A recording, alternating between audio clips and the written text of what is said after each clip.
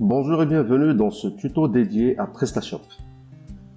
Dans cette vidéo, je vais vous montrer comment résoudre les éventuels bugs que vous risquez de rencontrer lors du premier démarrage de PrestaShop 1.7 depuis votre machine sous Windows 10.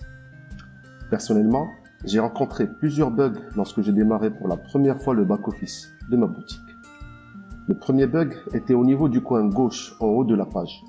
Un indicateur de mise à jour tournait sans cesse et ralentissait considérablement le chargement des pages. Le deuxième bug était au niveau du bouton démo qui restait inactif même quand je cliquais dessus. Le troisième bug était au niveau des stats quotidiennes, mensuelles et annuelles. Je n'arrivais pas à modifier les périodes, les boutons ne répondaient pas. Le quatrième bug était au niveau des menus que je n'arrivais pas à visualiser. Je devais cliquer pour rentrer dans chaque menu au lieu d'avoir la liste qui s'affiche. Le cinquième bug était au niveau du bas de la barre latérale qui n'affichait pas le mode accompagnement pour la création du premier produit. Après quelques recherches, j'ai trouvé la solution et décidé de la partager avec vous. Vous allez voir, elle est très simple. Nous allons ouvrir le dossier XAMPP dans la racine de notre disque C, puis le répertoire htdocs.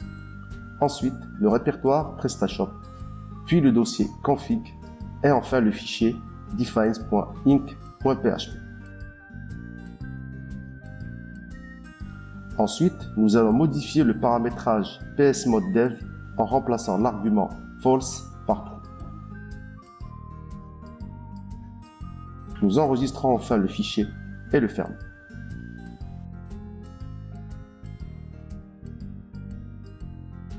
Nous retournons dans notre back-office et appuyons sur rafraîchir ou sur CTRL F5 pour relancer le chargement de la page avec les nouveaux paramètres. Voilà, notre back-office est à présent accessible avec toutes ses fonctionnalités et nous pouvons commencer à travailler sur notre boutique sans plus avoir de bugs. C'était tout pour cette vidéo. Abonnez-vous à ma chaîne si ce n'est pas encore fait, partagez avec vos amis, likez la vidéo si vous l'avez aimée et laissez-moi vos commentaires en bas. Je vous dis au revoir et vous donne rendez-vous dans la prochaine.